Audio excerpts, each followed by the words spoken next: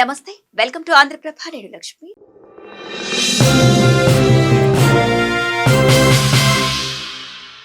తెలుగు రాష్ట్రాల విభజన జరిగి 12 ఏళ్లు దాటిపోయింది. 10 ఏళ్ల ఉమ్మడి రాజధాని గడువు సైతం ముగిసింది.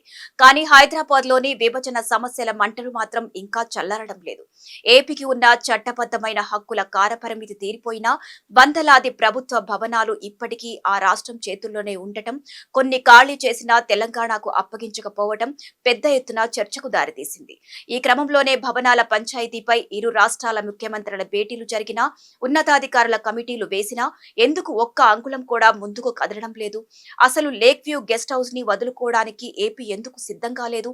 దీని వెనుక నడుస్తున్న ఆ పొలిటికల్ మైండ్ గేమ్ ఏంటనేది ఇప్పుడు చూద్దాం.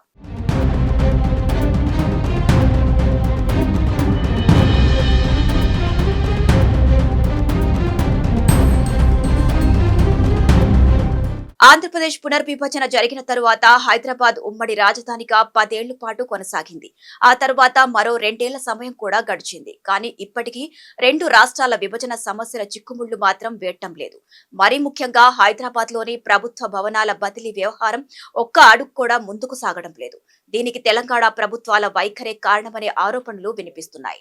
హైదరాబాద్ ఉమ్మడి రాజధానిగా ఉన్న టైంలో శాంతి భద్రతతో పాటు కొన్ని కీలక అంశాలపై గవర్నర్ నియంత్రణ ఉండేది.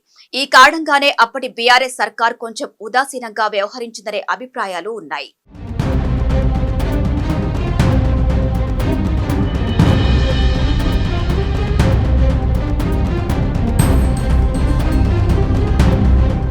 ఈ క్రమంలోనే రెండు రాష్ట్రాల మధ్య ఉన్న ఆస్తుల పంపకం, ముఖ్యంగా ప్రభుత్వ భవనాల బదిలీ ప్రక్రియ ఆశించిన స్థాయిలో జరగలేదు.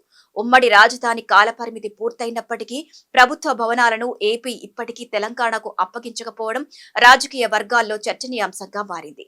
ముఖ్యమంత్రుల స్థాయిలో చర్చలు జరిగినా, ఉన్నతాధికారుల కమిటీలు ఏర్పాటు చేసినా ఈ భవనాల పంచాయతీ మాత్రం ఓ కొలిక్కి రాలేదు.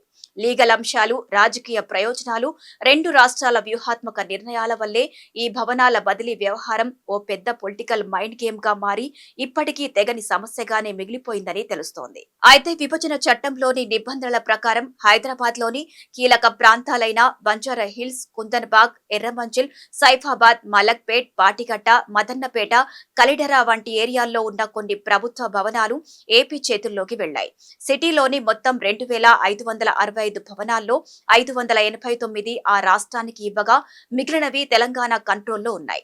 10 ఏళ్ల పాటు ఉమ్మడి రాజధాని కారణంగా వీటిని 2024 జూన్ 1 వరకు ఏపీ వాడుకునే వీలుంది. అయితే ఆ గడువు ముగిసి 2 ఏళ్లు దాటిపోయింది. కానీ ఇప్పటికీ 221 భవనాల్లో ఏపీ ప్రభుత్వ ఉద్యోగులు ఉండగా మరో 368 భవనాలు ఖాళీ అయ్యాయి. కానీ తెలంగాణ సర్కార్కు మాత్రం అధికారికంగా అప్పగించలేదు.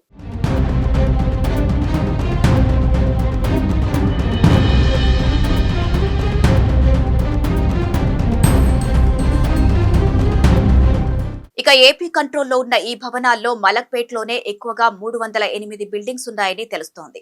పాటిగట్టలో 95, ఎర్రమంజిల్లో 67, కుందర్బాగ్ లో 44, బంజారా హిల్స్ లో 33, కాలాదేరాలో 13, సైఫాబాద్ లో 12, అలాగే పంజగుట్టలో 9, మదన్నపేటలో 8 బిల్డింగ్స్ ఇప్పటికీ ఏపీ వద్దే ఉన్నాయి.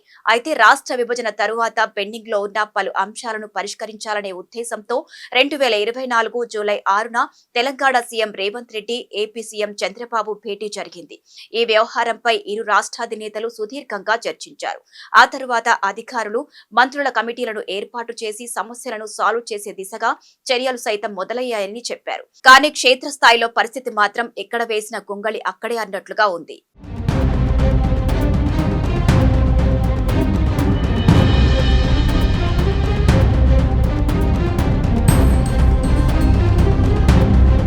ఇదిలా ఉండగానే లేక్ వ్యూ గెస్ట్ హౌస్ వంటి కీలక ప్రభుత్వ భవనాల బదిలీ కూడా ఏపీ తెలంగాణ మధ్య వివాదంగానే ఉంది. ఈ బిల్డింగ్ ను తిరిగి అప్పగించాలని కాంగ్రెస్ సర్కార్ కోరగా షెడ్యూల్ 9, షెడ్యూల్ 10 కింద ఆస్తుల విభజనతో పాటు ఇతర పెండింగ్ అంశాలు ఇంకా పరిష్కారం కాలేదని పేర్కొంటూ ఏపీ ఈ ఏడాది మార్చిలో ఆ రిక్వెస్ట్ ను తిరస్కరించింది. మొత్తంగా ఏపీ వ్యవహరిస్తున్న తీరుతో తెలంగాణలోని సీనియర్ అధికారులు నివాస వసతి విషయంలో తీవ్ర ఇబ్బందులు ఎదుర్కొంటున్నారు. ఈ క్రమంలోనే ఆ 589 భవనాలను తిరిగి స్వాధీనం చేసుకుంటే తెలంగాణ ఆఫీసర్ల రెసిడెన్షియల్ ఇబ్బందులను తగ్గించే ఛాన్స్ ఉందనే అభిప్రాయాలు వ్యక్తమవుతున్నాయి. ఇదే సమయంలో ఖాళీగా ఉన్న 368 భవనాల్లో నిర్వహణ సరిగ్గా లేదని తెలుస్తోంది. దీంతో అవి డ్యామేజ్ అవుతున్నాయని సమాచారం.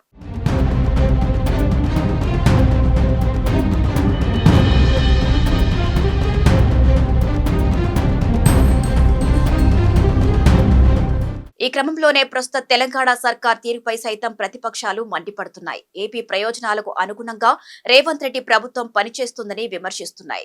కృష్ణా జలాల విషయంలో ఆ విషయం బయటపడిందని చెబుతున్నాయి. అంతేకాదు గోదావరి జలాల విషయంలోనూ ఏపీ ప్రభుత్వం నిర్మిస్తున్న బనకచర్ల ప్రాజెక్టుపై సైతం మెతక వైఖరి అవలంబిస్తుందనే ఆరోపణలు ఉన్నాయి.